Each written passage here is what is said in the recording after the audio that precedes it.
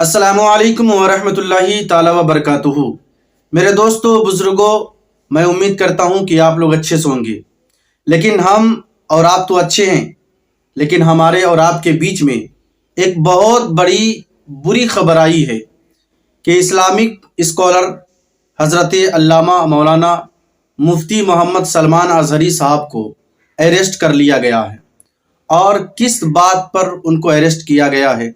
कहा जाता है कि 31 जनवरी को चूनागढ़ में एक जलसा था, जिस जलसे में हज़रत अल्लामा मौलाना मुफ्ती मोहम्मद सलमान अज़हरी साहब ने एक शेर पढ़ा था।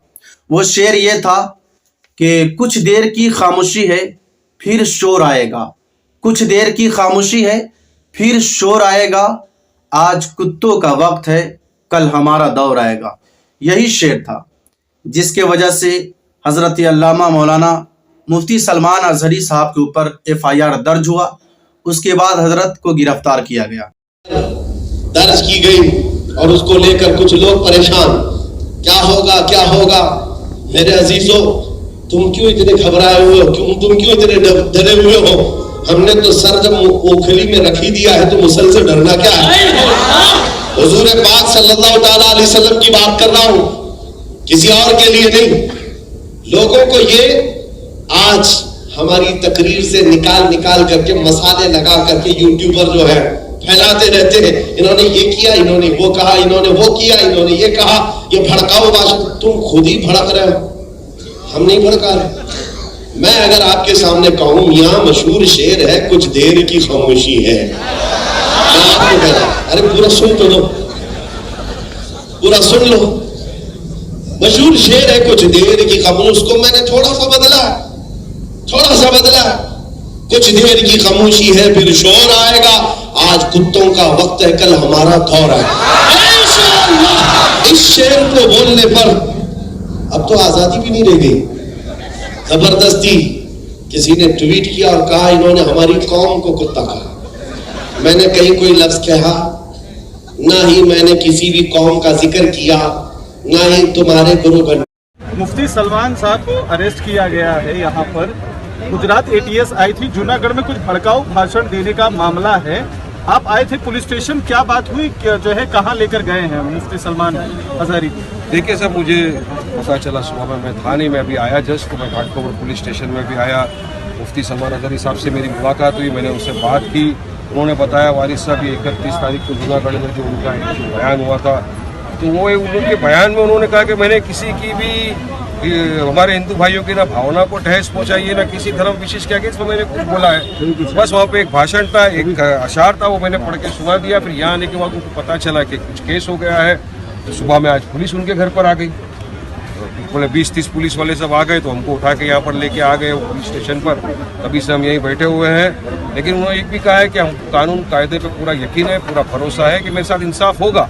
मैंने कोई भड़काऊ भाषण नहीं दिया है, ना मैंने किसी की आस्था को ठेस पहुंचाने का काम किया है। और उन्होंने ये भी बोला है कि मेरी तरफ से भी लोगों को बोलना वारिस भाई के मामला पूरा शांत है, आप शांति बनाए रखिए, कायदे कानून प्रशासन पे पूरा भरोसा रखिए। अभी यहाँ पर हमारे DCP साहब से मिले, सीनियर पुलिस इंस्पेक्टर से हमारी मुलाकात हुई, तो सबने एक ही चीज़ कहा है कि हम पूरी तरह कोऑपरेट कर रहे हैं, शांति बना के रखिए।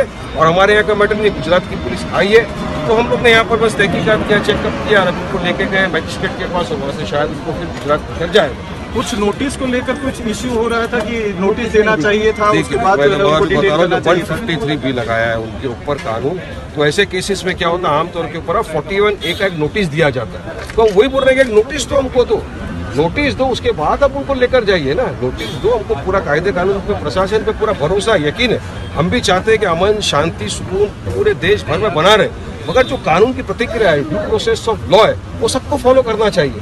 अब वो पुलिस वाले को नोटिस देने को तैयार नहीं है। 41A का हर बार होता है, 41A का नोटिस देना मैंडेटरी है, गाइडलाइंस है सुप्रीम कोर्ट का सब जगह, मगर उन्होंने दिया नहीं। बहरहाल हमको उम्मीद है कि न्याय होगा, इंसाफ मिलेगा। उन्होंने कोई भड़काऊ भाषण दिया नहीं है।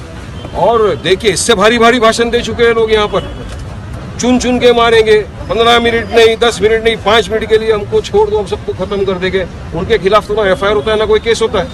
मगर यहाँ वो शख्स खुद बोल रहा है कि मैंने क्लैरिफिकेशन भी दिया है कि मैंने किसी की आस्था को ठेस नहीं पहुंचाई है, मैंने सिर्फ एक अशार पढ़ा है। और वहाँ पर जो वो मौका था फिलिस्तीन के ऊपर, वो बयान कर रहे थे। तो कैसा उनको समझ लिया कि एक अल्फाज उन्होंने जो इस्तेमाल किया उसके ऊपर उनको इतना बड़ा केस। ATS आ जा रही है यहाँ पर, गुजरात से लेकर जा रही है उनको वहाँ पर। तो हम चाहेंगे कि न्याय हो सबके सामने। तो वो संविधान में इक्वालिटी की बात हुई, सबके साथ कानून बराबर होना चाहिए। स्टेज पर जो वीडियो वायरल हुआ है उसमें स्टेज पर मुफ्ती साहब धार्मिक नारे लगाते हुए सुनाई दिए हैं समर्थकों के सामने, जिसको लेकर सबसे ज्यादा ऑब्जेक्शन हो रहा है। और जो सेक्शन भी लगाया गया है, मामला भी जो बनाया गया है, धार्मिक भावना भड़काने का मामला हुआ है, इस पे क्या कहेंगे? कौन सा धार्मिक नारा लगाया जिससे कि ला इलाहा इल्लल्लाह मोहम्मद रसूलुल्लाह, लब्बैक लब्बैक या रसूल अल्लाह, नारे तकबीर अल्लाह अकबर। तो भड़काने वाले भाषण ही तो सबके तरफ में अभी हमारे यहाँ के लोग लगा रहे हैं आजकल।